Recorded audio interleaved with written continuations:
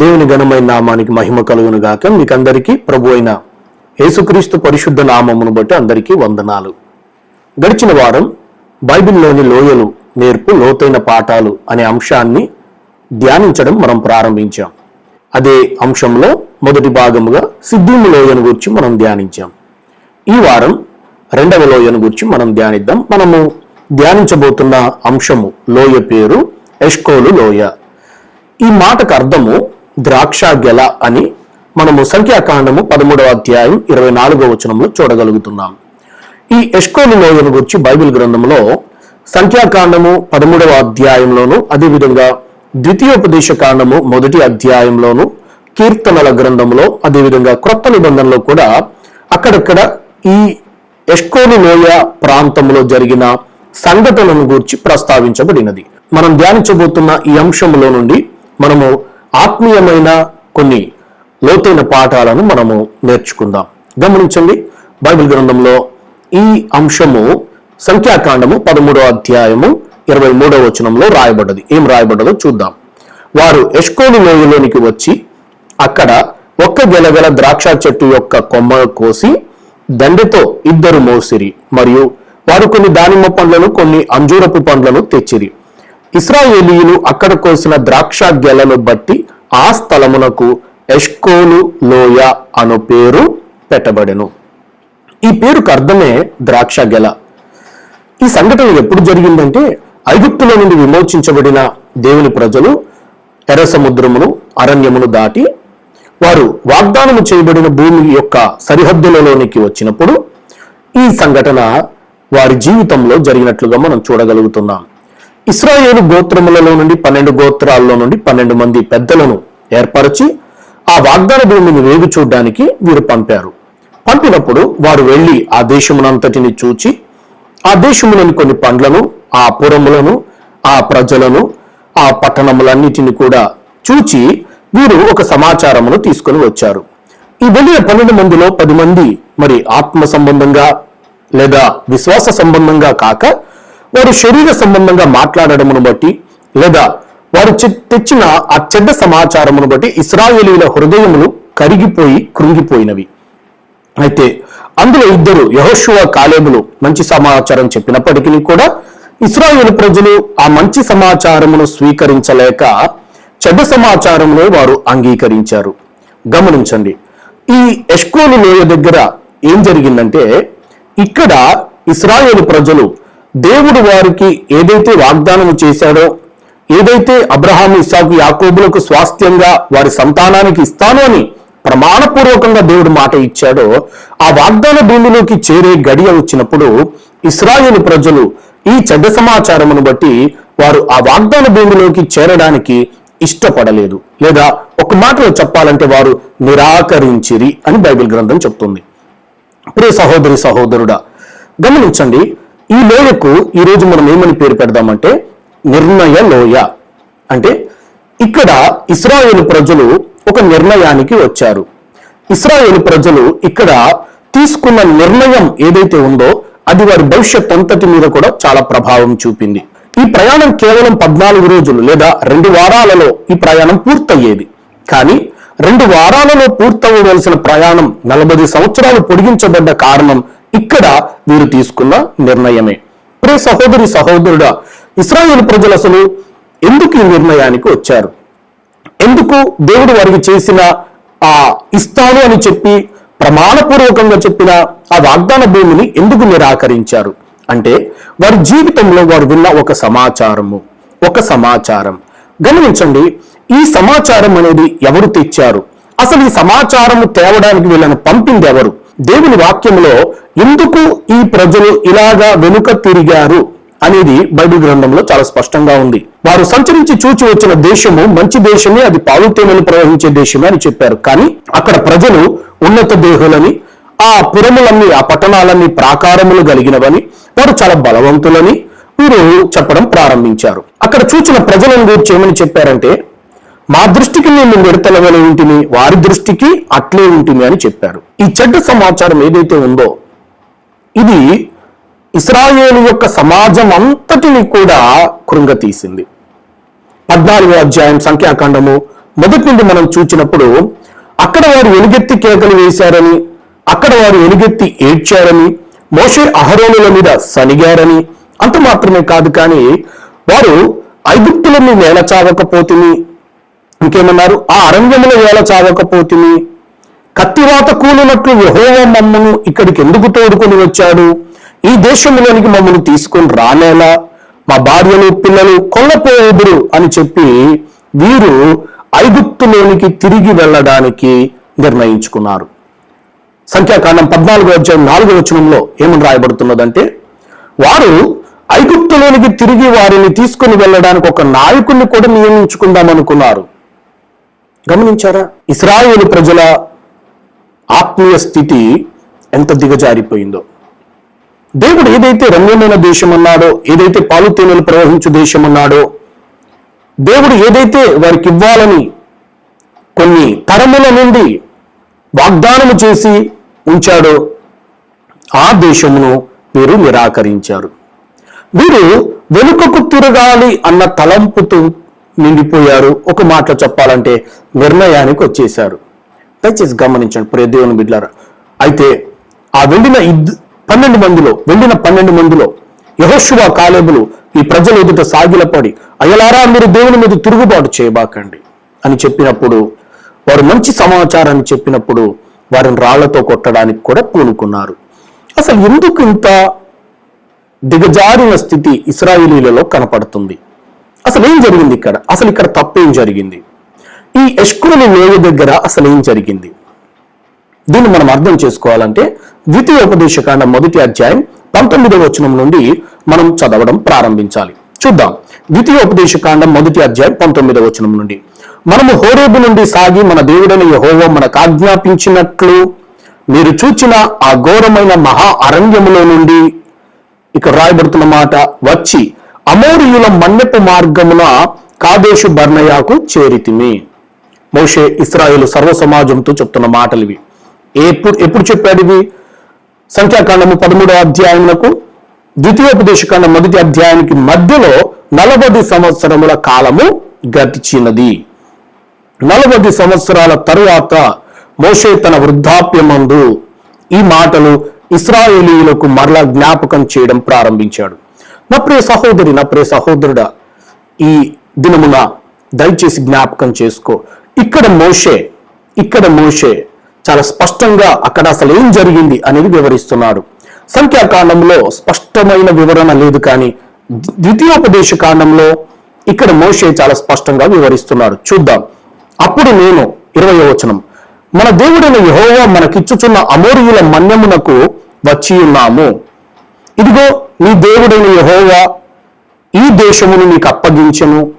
నీ పితరుల దేవుడైన యెహోవా నీతో సెలవిచ్చినట్లు దాని స్వాధీనపరుచుకొనుము, భయపడకము, అధైర్యపడకమని నీతో చెప్పి తిని.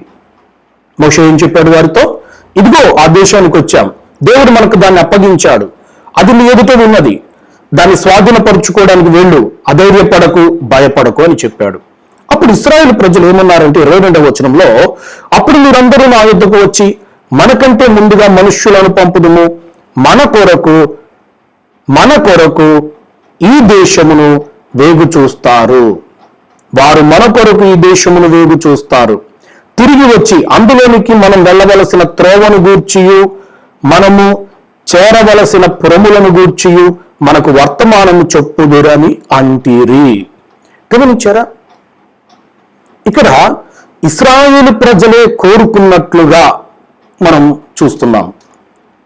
మోషే తన వృద్ధాప్యమందు ఈ సంఘటనను వారికి మరలా జ్ఞాపకం చేస్తూ, నేను స్వాధీనపరుచుకుందాం, వెళ్దాం అని చెప్పినప్పుడు మీరు చెప్పిన సలహా ఏంటంటే, మనం ముందుగా కొంతమందిని పంపుదాం, వారు వేగు చూడాలి, దాన్ని ఆ మార్గమును మనకు తెలియచెప్పడానికి, ఆ పురములను గూర్చి మనకు తెలియచెప్పడానికి, మనకు వారు ఒక వర్తమానం తేవడానికి ముందు ప్రజలను లేదా కొంతమందిని పంపుదాం అని అన్నారు.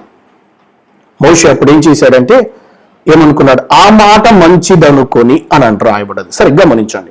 22వ వచనంలో అసలు ఏం జరిగిందనే మాట స్పష్టంగా ఉంది. ఇక్కడ ఇశ్రాయేలు ప్రజలే ఇలా జరగాలి అని కోరుకున్నారు. ఏం జరగాలని కోరుకున్నారు? ప్రజలను లేదా కొంతమందిని ముందు పంపుదాం, వారు ఏం చేయాలంటే ఆ దేశమును వేగు చూడాలి, వారు మనం వెళ్ళవలసిన త్రోవను గూర్చి మనకు తెలియచెప్పడానికి, మనం చేరవలసిన పురములను గూర్చి వారు వర్తమానం తేవడానికి ముందు కొంతమందిని పంపుదామన్నారు. దయచేసి గమనించండి. అప్పుడు గోత్రానికి ఒకరు చొప్పున 12 గోత్రాల నుండి 12 మందిని మోషే పంపినట్లుగా చూస్తున్నాం. సంఖ్యాకాండము 13వ అధ్యాయంలో దేవుడు పంపమన్నట్లుగా ఉంది. ద్వితీయోపదేశ కాండంలో ఇశ్రాయేలీయులు చెప్పిన సలహాను బట్టి మోషే ఈ పని చేసినట్లుగా ఉంది. మరి ఇప్పుడు బైబిల్ వ్యత్యాసమా? ఒకదానికొకటి సరిపోని మాటలా ఇవి? కాదు. ఇది మనకు అర్థం కావాలంటే ఈ సంఘటనను మరొక సంఘటనతో పోల్చి చూడాలి.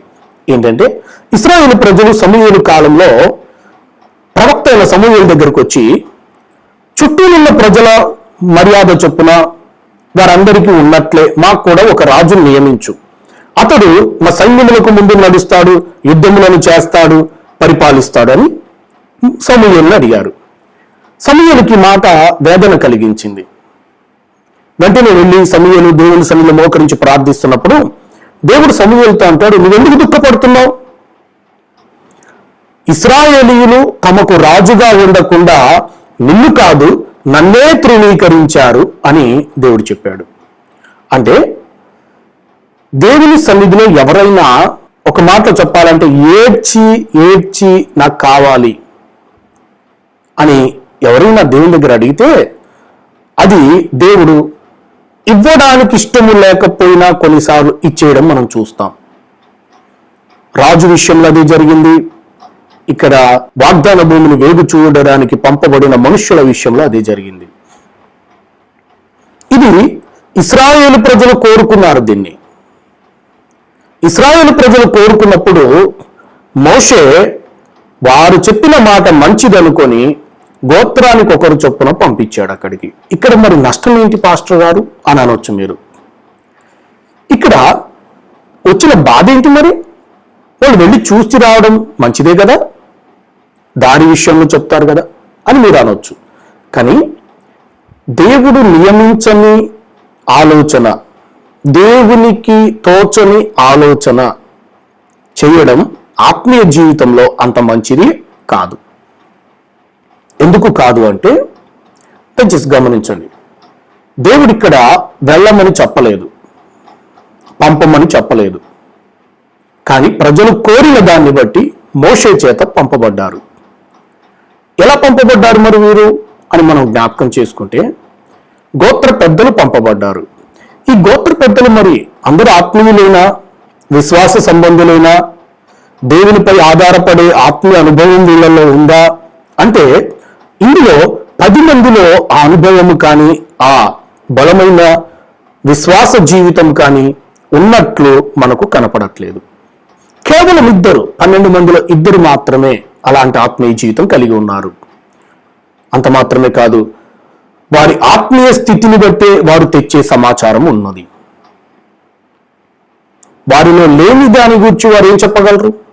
విశ్వాసమే లేని వ్యక్తి విశ్వాస సంబంధమైన మాట ఎలా మాట్లాడగలడు? విశ్వాస సంబంధమైన సమాచారం ఎలా చెప్పగలడు? చెప్పలేడు కదా. దేవుని వాక్యం చెప్తున్న మాట ఇక్కడ మీరు కోరుకున్న విషయాలు చూడండి. 1, వారు వేగు చూడాలి. 2వది, మనం వెళ్ళవలసిన త్రోవను గూర్చి. 3వది, మనం చేరవలసిన పురములను గూర్చి వారు మనకు సమాచారం తేవాలి అని కోరుకున్నారు. నా ప్రియ సహోదరి సహోదరుడా, ఇక్కడ దేవుడు ఏదైతే చూచాడో, ఏదైతే అబ్రహాము, ఇస్సాకు, యాకోబులకు వారి సంతతికి తరతరాలుగా స్వాస్థ్యముగా ఇద్దామని ఇష్టపడ్డాడో దానిని వీరు మనుష్య కన్నులలో నుంచి మరలా చూడడానికి ప్రయత్నం చేశారు. ఒక మాటలో చెప్పాలంటే దేవుని స్వాధీనంలో ఉండవలసిన విషయములను వీరు తమ స్వాధీనంలోకి తీసుకోవడానికి ప్రయత్నించారు. మీకు అర్థమయ్యేలాగా ఇంకొక విధంగా చెప్తా దీన్ని. అంటే వీరు ఏదైతే తమ జీవితాలకు మేలో, ఏదైతే తమకు, తమ కుటుంబాలకు, తమ పిల్లల భవిష్యత్తుకు శ్రేష్టమైనదో ఉత్తమమైనదో మేమే నిర్ణయించుకుంటాము అన్నట్లుగా ఇక్కడ ప్రవర్తించారు. దేవుడు నిర్ణయించిన దానికి బదులుగా వీరొక నిర్ణయానికి వచ్చారు. దయచేసి గమనించండి. ఈ దినాల్లో చాలా మంది తమ ఆత్మీయ జీవితాల్లో తీరిపోవలసిన సమస్యలు తరతరాలు, కొన్ని సంవత్సరాలు ఎందుకు వెంటాడుతున్నాయి వీళ్ళని అంటే, ఇక్కడ ఇశ్రాయేలు ప్రజలు 14 రోజుల్లో ముగించవలసిన ప్రయాణము 40 సంవత్సరాలు ఎందుకు తిరుగుతూ వచ్చారు వీరు అంటే, ఒక నిర్ణయానికి వచ్చారు. ఇక్కడ ఏంటా నిర్ణయం అంటే, దేవుడు సంకల్పించిన దానిని కాక తమ పిల్లల భవిష్యత్తు విషయంలో, తమ భార్యల భవిష్యత్తు విషయంలో, కుటుంబాల విషయంలో, వారి జీవితాల విషయంలో దేవుని కంటే శ్రేష్టమైనది మేము కోరుకోగలము అని అనుకున్నారు. ఈ రోజుల్లో చాలా మంది తమ ఆత్మీయ జీవితాల్లో దేవునికి ఇవ్వవలసిన చోటు, దేవుడు తీసుకోవలసిన నిర్ణయాలు, దేవుడు సంకల్పించాల్సిన సంకల్పము, దైవ చిత్తము అనే దానికి బదులుగా తమ కొరకు తామే ఆలోచించుకుంటున్నారు, తమ కొరకు తామే నిర్ణయించుకుంటున్నారు, తమ భవిష్యత్తును గూర్చి తామే విచారిస్తున్నారు. అంతేకాదు తమ పిల్లల భవిష్యత్తును గూర్చి కూడా వీరే విచారం కలిగి ఉంటున్నారు. ఎందుకంటే విశ్వాసము లేని హృదయము వీరిలో ఉన్నట్లుగా హెబ్రీ పత్రిక 3వ అధ్యాయంలో మనం చూస్తాం. విశ్వాసము లేని హృదయం ఏమని రాయబడ్డదంటే, ఇక్కడ దేవుని విడిచిపోవునట్టి విశ్వాసము లేని దుష్ట హృదయము అని రాయబడ్డది. కఠిన హృదయము, నిజమే, దేవుని విడిచిపోయారట వారు అక్కడ. నా ప్రియ సహోదరి, నా ప్రియ సహోదరుడా, నీ జీవితంలో, నీ పిల్లల విషయంలో, నీ కుటుంబ విషయంలో, నీ భవిష్యత్తు విషయంలో నీవు ఒకవేళ దేవుని స్వాధీనంలో ఉండవలసిన దైవ చిత్తం అనే ఒక దానిని విడిచిపెట్టి, దేవుడు నీ కొరకు ఉద్దేశించింది మంచిది, శ్రేష్టమైనది, ఉత్తమమైనది, దేవుడు మనకిచ్చేదంతా ఆశీర్వాదకరమైనది అని నమ్మలేక, నీకు నీవుగా నీ చేతుల్లోకి కొన్ని పరిస్థితులను తీసుకోకూడని నిర్ణయాలలోకి వచ్చేసి విశ్వాసములో అడుగంటి చివరికి నీ ఆత్మీయ జీవితంలో వెనుతిరిగిన వాడవుగా, వెనుతిరిగిన దానవుగా ఈరోజు ఉన్నావేమో పరీక్షించుకో. ఎష్కోలు అనే లోయ నిర్ణయములకు తీసుకొని వచ్చిన లోయ. ఈ ఎష్కోలు లోయ గుండా ఈ దినాన చాలా మంది ప్రయాణం చేస్తున్నారు. చాలా మంది, అనేకులు తమ ఆత్మీయ జీవితంలో తీసుకోకూడని నిర్ణయాలు తీసుకుంటున్నారు. ఎంతమంది యవ్వనస్తులు ఈ రోజున వివాహ విషయంలో తీసుకోకూడని నిర్ణయం తీసుకొని జీవితం అంతా ఏడుస్తున్నారు. ఎంతమంది ఏడవట్లేదు ఈ రోజున? ఎంతమంది నేను తప్పు చేశాను అని పశ్చాత్తాపడట్లేదు? ఎంతమంది ఈ దినమున శరీర సంబంధమైన, లోక సంబంధమైన విషయాలలో దైవ చిత్తానికి తమను తాము అప్పగించుకొనక, తమకు తామే ఆలోచించి, తమకు తామే నిర్ణయాలు తీసుకొని వారు నష్టము, శోధనలో, దుఃఖములో ఎంతో మంది మునిగిపోవడం మనం చూస్తున్నాం. తీరని సమస్యలలో ఈ రోజున అనేక మంది కూరుకుపోతున్నారు. ఎందుకు అంటే, విశ్వాసముతో కూడిన జీవితము జీవించవలసిన వారు అవిశ్వాసపు నిర్ణయాలు తీసుకోవడం వలన, అది మనుష్యుల మీద ఆధారపడి నిర్ణయాలు తీసుకోవడం వలన ఈ రోజున చాలా మంది తమ ఆత్మీయ జీవితము పట్ల దేవునికున్న ఉద్దేశము, సంకల్పమును దేవుని యొద్ద నుండి వినాలి అనే ఆశను కాకుండా మనుష్యుల యొద్ద నుండి వినాలి అనే తాపత్రయం ఎక్కువైపోతున్న దినాలు ఇవి. మనుష్యులు నా గురించి చెప్పాలి అని, నేనేం చేయాలో వారి ద్వారా వినాలి అని ఆశపడుతున్న దినాలు ఇవి. నీకు అర్థం వద్దనుకుంటా నేను చెప్తున్న మాట. దేవుని సన్నిధిలో నువ్వు ఉండి దైవ చిత్తమును తెలుసుకుంటే ఎంత బాగుంటుంది. మనుష్యులు మీద ఆధారపడి ఇశ్రాయేలీలు ఇక్కడ ఒక చేయకూడని నిర్ణయం చేసుకున్నారు. గమనించండి, వారట వేగు చూడాలట, వెళ్ళవలసిన త్రోవను గూర్చి చెప్పాలట. నేను అనుకుంటాను, ఐగుప్తులో నుండి వీరిని బయటికి తెచ్చినప్పుడు ఎవరు చూపించిన దారిలో నడిచారు వీరు? అంటే ఇప్పటి వరకు నిన్ను నడిపిస్తూ వచ్చిన దేవుడు వాగ్దాన భూమిలోకి చేర్చే సమయంలో నిన్ను విడిచిపెడతాడా? ఇప్పటి వరకు త్రోవ లేని స్థలములలో త్రోవను కలగ చేస్తూ నిన్ను నడిపించిన దేవుడు, భీకర ధ్వనిగల ఎడారిలో నిన్ను స్నేహించి నీకు తోడుండి నడిపించిన దేవుడు ఇక్కడ నిన్ను విడిచిపెడతాడా? త్రోవను మనుష్యులు ఎందుకు చూడాలి, వారు ఎందుకు చెప్పాలనుకుంటున్నావు? ఆత్మచేత నడిపించబడితే, విశ్వాసము చేత నడిస్తే ఎంత బాగుండేది ఇక్కడ. దయచేసి గమనించండి. మీరు విశ్వాసమును బట్టి కాక వెలుచూపును బట్టి నడవడానికి కోరుకున్నారు కనుకనే మీరు ఆత్మీయ జీవితంలో తీరని నష్టము, తీరని వేదన కలిగింది, తీరని సరిదిద్దుకోలేని ఒక ఆత్మీయ పతనానికి దారి తీసింది. ఈ దినాలు అనేక మంది మనుష్యుల ఆలోచనల మీద ఆధారపడి ఎంతో మంది తమ జీవితాలను, తమ కుటుంబాలను పతనం చేసుకుంటున్నారు. మనుష్యుల ఆలోచనలకు లోబడిపోయి. దయచేసి గమనించండి, ఇక్కడ ఇశ్రాయేలు ప్రజలు చేసిన తప్పు ఇది. విశ్వాసముతో కాక వీరు మనుష్యుల మీద ఆధారపడడానికి కోరుకున్నారు. పైగా దేవుడు మాట్లాడేది కాక మనుష్యులు మాతో మాట్లాడాలని కోరుకున్నారు. దయచేసి గమనించండి. ఇక్కడ ఇంకొక భయంకరమైన సంఘటన ఏం జరిగిందంటే వారు చూచిన దేశమును గూర్చి, అక్కడ పండుతున్న పండ్లను గూర్చి మంచి సమాచారమే విన్నారు, కానీ వారు అక్కడికి చేరడానికి మాత్రం వీరిలో ఆ హృదయము, ఆ ధైర్యము, ఆ నిబ్బరమైన స్థిరమైన హృదయము లేకపోయింది వీళ్ళలో. ఎందుకు లేకపోయిందంటే వీరి అవిశ్వాసము వీరిని బలహీనపరిచింది, బలహీనములుగా చేసింది. ఇంకొక విషయాన్ని మనం ఇక్కడ చూద్దాం. సంఖ్యాకాండము 14వ అధ్యాయంలోనికి వచ్చినప్పుడు మొదట వీరు అప్పుడట ఎలుగెత్తి కేకలు వేశారట, రెండవది ఎలుగెత్తి ఏడ్చారట, మూడవది మోషే అహరోనుల మీద సనగడం మనం చూస్తాం, నాలుగవది వీరు ఇంకేం చేశారంటే ఐగుప్తులో మీ నేల చావలేదు, ఈ అరణ్యంలో మీ నేల చావలేదు, కత్తివాత కూలినట్లు దేవుడు మమ్మల్ని ఇక్కడికి ఎందుకు తోడుకొని వచ్చాడు, మా భార్యలు మా పిల్లలు కొల్లపోవద్దురు, మేము ఐగుప్తులోకి వెళ్ళడమే మేలు కదా అని అనుకున్నారు. ఇక్కడ వీరు చేసిన ఒక భయంకరమైన పని ఏంటంటే దేవుని గుణలక్షణముల మీద దోషారోపణ చేయడం ప్రారంభించారు. విశ్వాసము లేని మాటలు దేవుని గుణముల మీద, దేవుని గుణం అతిశయముల మీద. దేవుడు దేన్ని బట్టి అతిశయిస్తాడంటే తన గుణమును బట్టే. దేవుని గుణ అతిశయముల మీద వీరు నింద, దోషారోపణ చేయడం ప్రారంభించారు. అంటే అక్కడ సమాధుల్లోకి ఇక్కడికి తెచ్చాడా, మమ్మల్ని కత్తివాత కూల్చడానికి తెచ్చాడా? ఏమండి, ఏం మాట్లాడుతున్నారండి వీరు?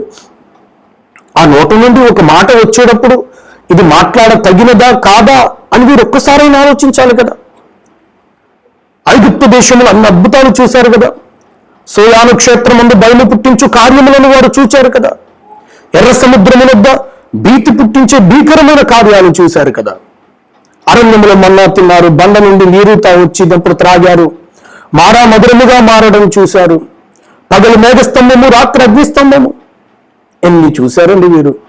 ఇన్ని చూసినా, ఇన్ని విన్నా వీరి జీవితంలో ఎక్కడ కూడా ఒక ఆత్మీయ పునాది మీదికి వచ్చిన అనుభవము చూడలేకపోతున్నాం.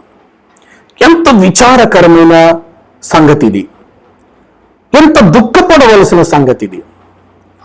ఎన్ని సంవత్సరాల నుంచి దేవుని కార్యాలు చూస్తున్న ఒక స్థిరమైన పునాది మీద కట్టబడిన ఆత్మీయ జీవితాలు, ఒక చిన్న విషయం ఎవరో ఏదో చెప్తే దానిని బట్టి వీరు దేవుని గుణమునే శంకించి దేవుని మీదే నిందారోపణ చేయడానికి కూడా వెనుక తీయలేదు ఇక్కడ వీళ్ళు. ఎంత దిగజారిపోయిన ఆత్మీయ జీవితం ఇది. ఎష్కోలు లోయ నీ జీవితంలో ఎదురవుతున్నప్పుడు జాగ్రత్త పడు. ఎష్కోలు లోయ వంటి అనుభవములో గుండా నువ్వు వెళ్తున్నప్పుడు జాగ్రత్త పడు. నీకు తెలియని విషయమును గురించి ఎవరో ఏదో చెప్తే చెప్పినదల్లా నమ్మబాక. పరిశీలించు, వివేచించు, వాక్యములో పరిశోధించు, దేవుని ఆత్మానుసారంగా ఆలోచించడం ప్రారంభించు. దేవుని బిడ్డలారా, ఇక్కడ దేవునికి రోషం పుట్టించారు, విసికించారని, కోపం పుట్టించారని మనం వాక్యం చూస్తున్నాం. గమనించండి, అంత మాత్రమే కాదు, మరొక భయంకరమైన కార్యం ఇక్కడ జరిగింది. అదేంటంటే సంఖ్యాకాండం 14:4 వీళ్ళు ఇంకొక పని చేశారు. అదేంటో చూద్దాం. చూడండి, సంఖ్యాకాండం 14:4 వారు మనము నాయకుని ఒకని నియమించుకొని ఐగుప్తులకు తిరిగి వెళ్ళుదమని ఒకనితో ఒకడు చెప్పుకొనగా. ఏమంటున్నారు? మనము నాయకుని ఒకని నియమించుకొని ఐగుప్తులకు తిరిగి వెళ్ళుదాం. ఎంత భ్రమ కదా, ఎంత విచారము. అందుకే హెబ్రీ పత్రిక 3వ అధ్యాయంలో పాపము వలన కలుగు భ్రమ అని రాయబడ్డది. విశ్వాస మూలము కానిదేదో అది పాపము అని రాయబడ్డది. నేను ఎందుకు ఈ మాట అంటున్నానంటే, నాయకుల్ని నియమించాల్సింది ఎవరు? తమకు తానే నియమించుకుంటారా నాయకుల్ని? ఇక్కడ తమను తానే తీర్పు తీర్చుకుంటున్నారు వీరు. ఎలాగంటారా?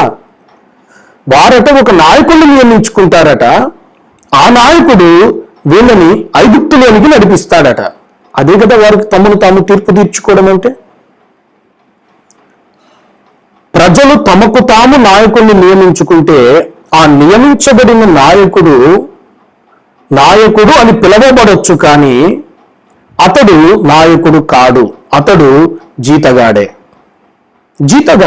ఎందుకు నేను మాట అంటున్నాను అంటే, నాయకుడు మనుష్యుల చేత నియమింపబడవలసిన వాడు కాదు, నాయకుడు దేవుని చేత నియమింపబడవలసిన వాడు. దేవుని చేత నియమింపబడిన నాయకుడైతే దేవుని సంతోష పెడతాడు, మనుష్యుల చేత నియమింపబడిన నాయకుడైతే మనుష్యులను సంతోష పెడతాడు. పౌలంటాడు, నేను ఇప్పటికీ మనుష్యుల దయను సంపాదించుకున్న చూచితినా నేను దేవునికి దాసుడను కాకయే పోవుదును. తన్ను దండులో చేర్చుకుని వారిని సంతోష పెట్టవలనని ఎవడును ఈ జీవన సంబంధమైన వ్యాపారములలో చిక్కుకొనడు అని అంటాడు పౌలు. గమనించండి, ఈ ఇశ్రాయేలు ప్రజలు ఎంత మోసపూరితమైన ఆలోచనలలో ఉన్నారు.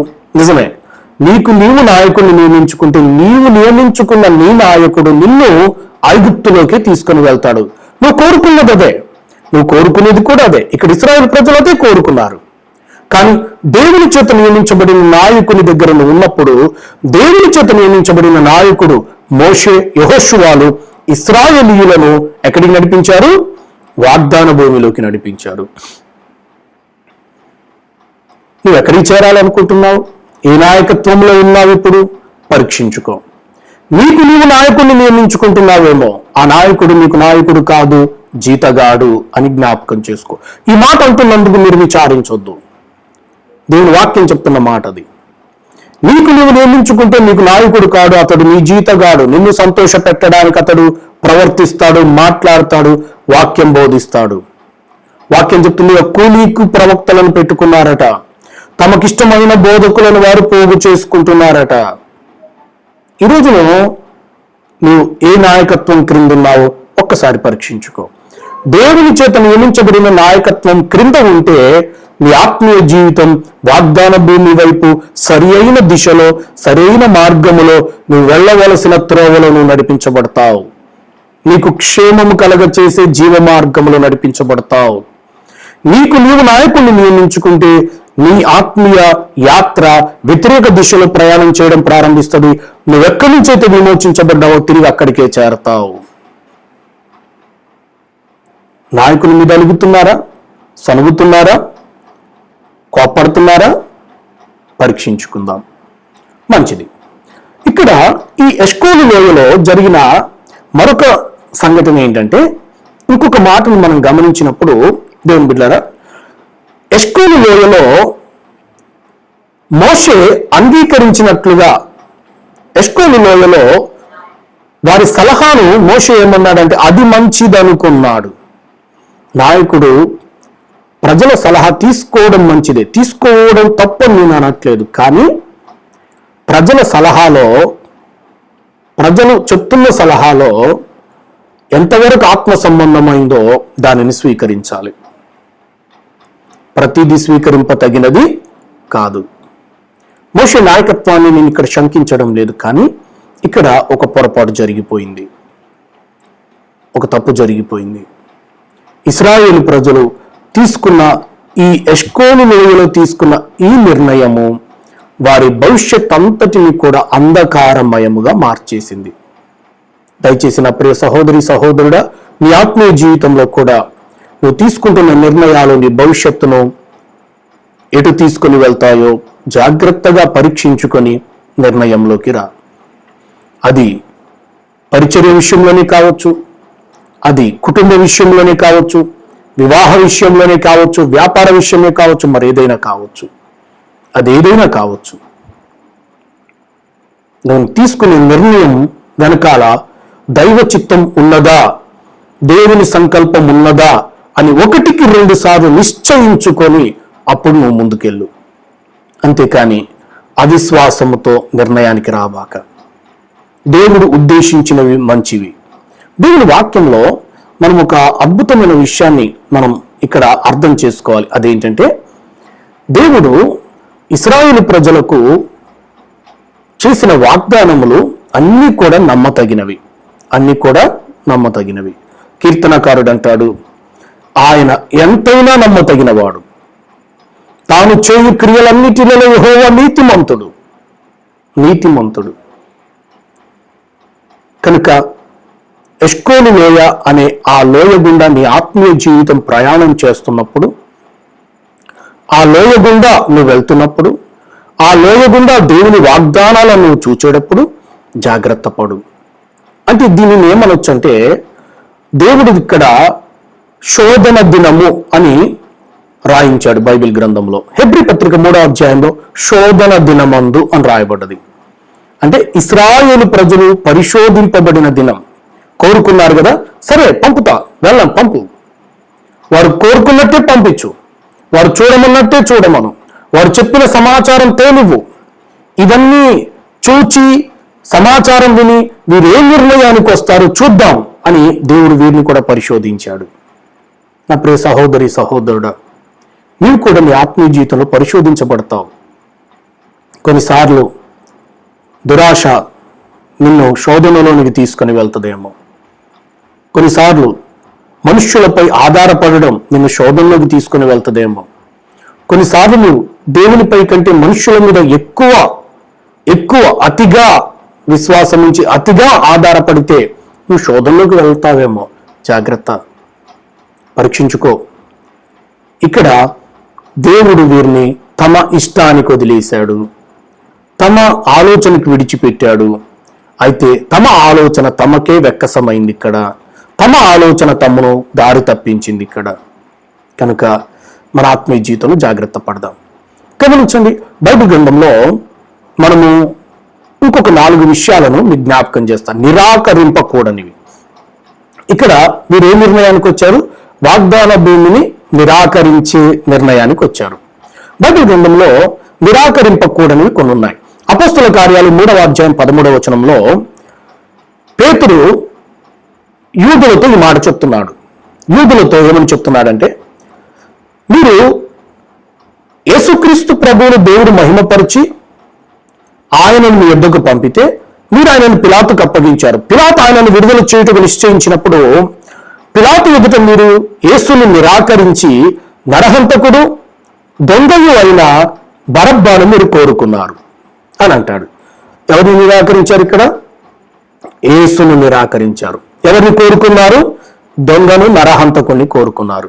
గమనించండి, ఈ దినమున ప్రజలు జీవాధిపతి అయిన యేసును నిరాకరిస్తూ తమ జీవితాలను నాశనము చేసే, యోహాను సువార్త 10వ అధ్యాయంలో దొంగతనము, నాశనము, హత్య చేయుటకు తప్ప మరి దేనికిని రాడు అనబడిన స్వీకరిస్తున్నారు. జాగ్రత్త పడు. యేసుని నిరాకరిస్తున్నావేమో సువార్త చెప్పేటప్పుడు. దయచేసి స్వీకరించి ఆయనను. ఆయన నీ జీవాధిపతి. ఆయన నిన్ను బహుగా ప్రేమించాడు, నీ కొరకు ప్రాణం పెట్టాడు. ఆయన నీ పాప క్షమాపణ కొరకు ప్రాయశ్చిత్తమును తన అమూల్యమైన రక్తము ద్వారా ఆయన చెల్లించాడు. క్రీస్తును నిరాకరిస్తే నిన్ను రక్షించేదెవరు? ఇంకా జాగ్రత్త పడు. రెండవది, దేవుని వాక్యంలో లూకా సువార్త 7వ అధ్యాయం 30వ వచనంలో ఏమని రాయబడ్డదంటే, పరిసయ్యులు ధర్మశాస్త్రోపదేశకులు యోహాను చేత బాప్తిస్మము పొందక తమ విషయమైన దేవుని సంకల్పమును నిరాకరించిరి అని రాయబడ్డది. దేవుడు వారి పట్ల కలిగి ఉన్న సంకల్పం ఏంటంటే వీరు మారు మనసు పొంది బాప్తిస్మం పొందాలని. కానీ పరిసయ్యులు ధర్మశాస్త్రోపదేశకులకు తమ అహం అడ్డం వచ్చింది యోహాను దగ్గర బాప్తిస్మం పొందడానికి. మేమేంటి బాప్తిస్మం పొందడం ఏంటి అని అనుకున్నారు. మేమేంటి ఆయన దగ్గరికి వెళ్ళి బాప్తిస్మం పొందడం ఏంటి, నా స్థాయి ఏంటి, నా స్థితి ఏంటి, ఇలా ఎన్నో అనుకున్నారు. అడ్డం వచ్చింది వాళ్ళకి. ఎప్పుడైతే ఈ పరిసయ్యులు ధర్మశాస్త్రోపదేశకులు యోహాను చేత బాప్తిస్మం పొందడానికి నిరాకరించారో వాక్యం చెప్తుంది, వారు నిరాకరించింది బాప్తిస్మాన్ని కాదు, తమ విషయమై దేవుని సంకల్పాన్నే నిరాకరించారు. ఎంత భయంకరం కదా. దేవుడు ఒక మంచి సంకల్పం సంకల్పించాడు వారి పట్ల. నీ పట్ల కూడా దేవునికి మంచి ఉద్దేశాలు ఉన్నాయి. రక్షణ పొందకుండా వాయిదాలు వేస్తా నిరాకరించవాక, వాయిదాలు వేస్తూ నిరాకరించవాక. మూడవది 106వ కీర్తన 24వ వచనంలో ఈ ఎష్కోలు లోయను గూర్చిన సంఘటననే ఒక్క మాటలో ఏమన్నారంటే, వారు రమ్యమైన దేశమును నిరాకరించిరి. మూడవది, రమ్యమైన దేశమును నిరాకరించారట. మొదట యేసును నిరాకరించిన ప్రజలను చూస్తున్నాం. రెండవది, తమ విషయమైన దేవుని సంకల్పమును నిరాకరించిన ప్రజలను చూస్తున్నాం. మూడవది, రమ్యమైన దేశమును నిరాకరించిన ప్రజలను మనము చూస్తున్నాం. రమ్యమైన దేశం అంటే దేవుడు ఏదైతే దాచి ఉంచాడో, ఏదైతే సిద్ధపరిచాడో, ఏదైతే నిబంధనగా ఉంచాడో, ఏదైతే శ్రేష్టమైనది అనుకున్నాడో, ఏదైతే వీరి జీవితాలకు, వారి పిల్లలకు, వారి కుటుంబాలకు, వారి భవిష్యత్ తరాలకు ఉత్తమమైనదని దేవుడు నిర్ణయించాడో దానిని తృణీకరించారు వీరు, నిరాకరించారు వీరు. నా ప్రియ సహోదరి సహోదరుడా, జాగ్రత్త పడు. దేవుని సంకల్పాన్ని, దేవునికి నీ పట్ల ఉన్న ఉద్దేశాన్ని, దైవ చిత్తాన్ని నిరాకరిస్తున్నావేమో. చివరికి పరలోకాన్ని నిరాకరిస్తున్నావేమో. ఒక సర్వేలో ఏం చెప్తుందంటే, ఈ దినమున వెస్టర్న్ కంట్రీస్లో చాలా మంది క్రీస్తు తిరిగి వస్తాడు, పరలోక రాజ్యం ఒకటి ఉన్నది, దేవుడు ప్రత్యక్షంగా ఈ భూమి పైన పరిపాలన చేయబోతున్నాడు అనే మాటను వాళ్ళు తృణీకరిస్తున్నారట, నిరాకరిస్తున్నారట. యేసు ప్రభు తిరిగి వస్తాడు, పరలోక రాజ్యం ఉన్నది అంటే నమ్మలేని స్థితికి దిగజారిపోయిన క్రైస్తవ్యము తయారవుతుంది ఇప్పుడు. అవును, ఒక సర్వేలో చెప్పబడిన మాటలు ఇవి.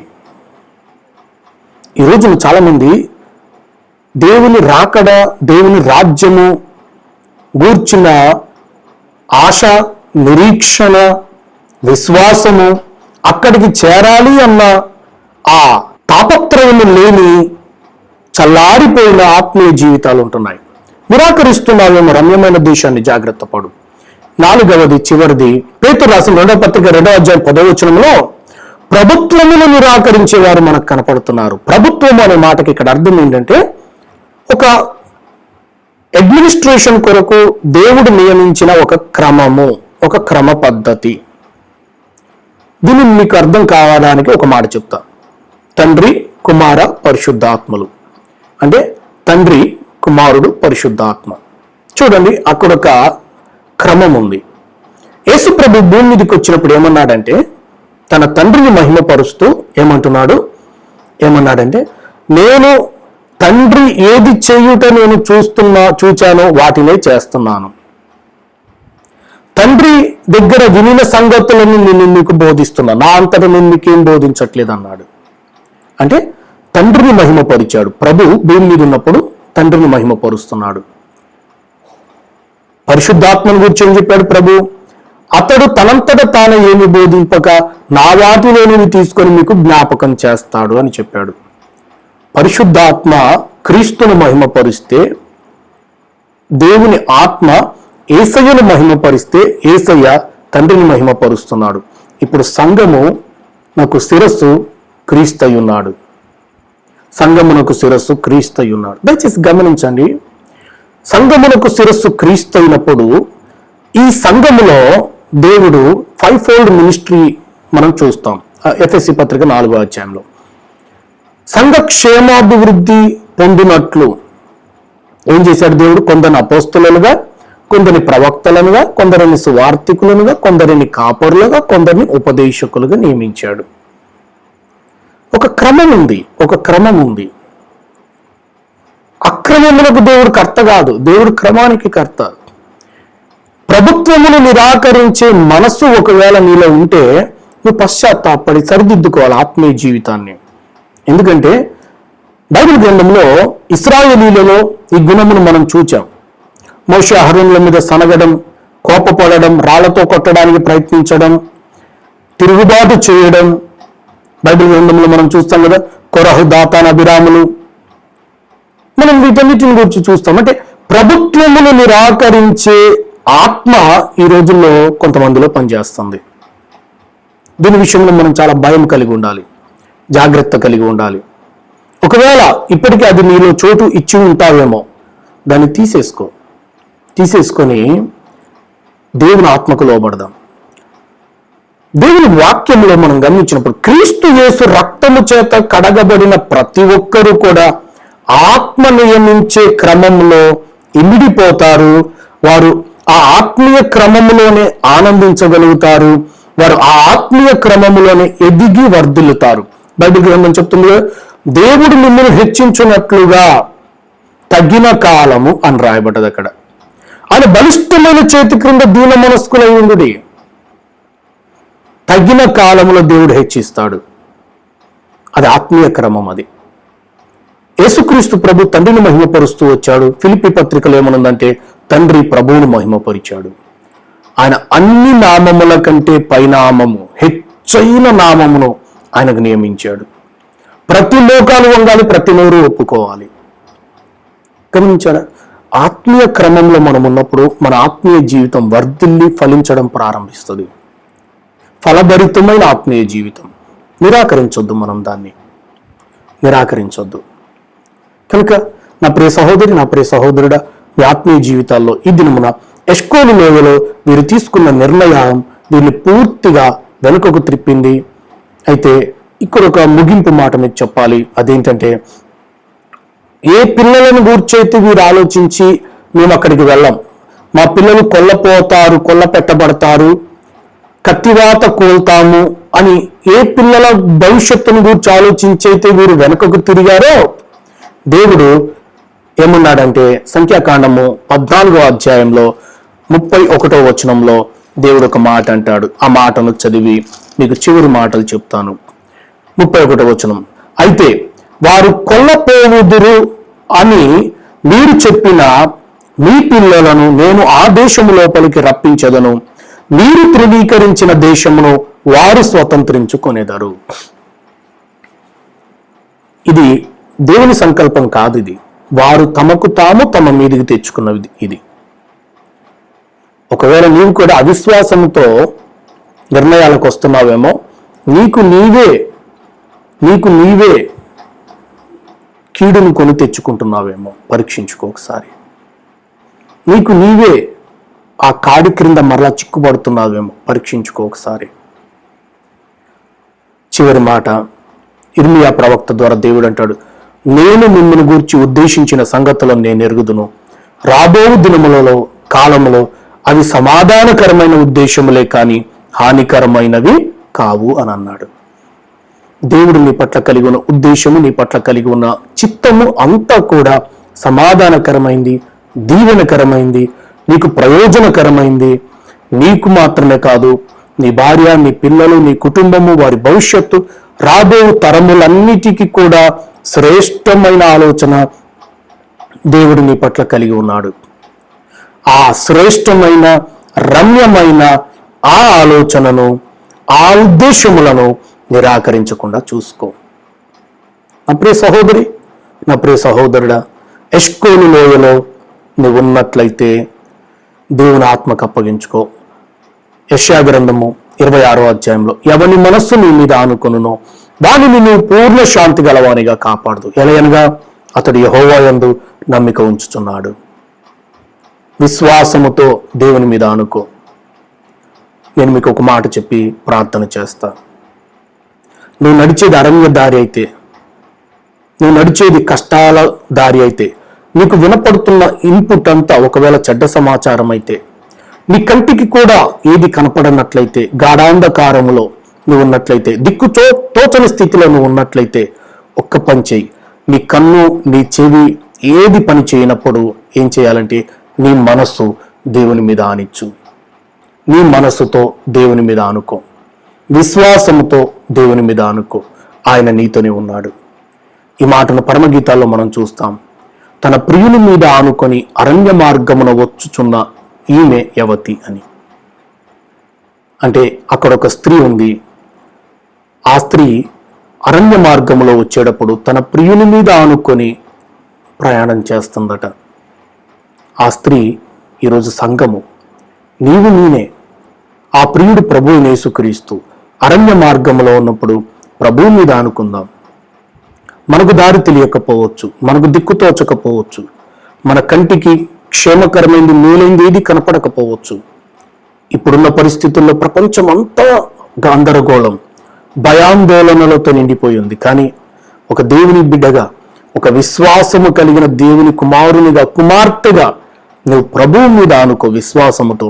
ఆయన నిన్ను ఈ అరణ్యమును దాటిస్తాడు, ఈ ఎష్కోలు లోయను దాటిస్తాడు. అంతేకాని త్వరపడి నిర్ణయాలకు రాబాక, అవిశ్వాసపు నిర్ణయాలలోకి రాబాక, విశ్వాసముతో జయోత్సవముతో ఈ ఎష్కోలు లోయను దాటుదాం. దేవుడు మిమ్మల్ని దీవించునుగాక. దేవుడు మీ కుటుంబములను, మీ పిల్లలను ఆశీర్వదించునుగాక. మీ భవిష్యత్ అంతటిని కూడా తన చిత్తములో, తన బలిష్టమైన చేతిలో దేవుడు భద్రపరచి కాపాడునుగాక. దేవుడి మాటలు దీవించునుగాక. ఆమేన్. కళ్ళు మూసుకోండి, ప్రార్థన చేద్దాం. పరిశుద్ధుడైన మా ప్రభువా, మీ ఘనమైన నామానికి స్తోత్రము.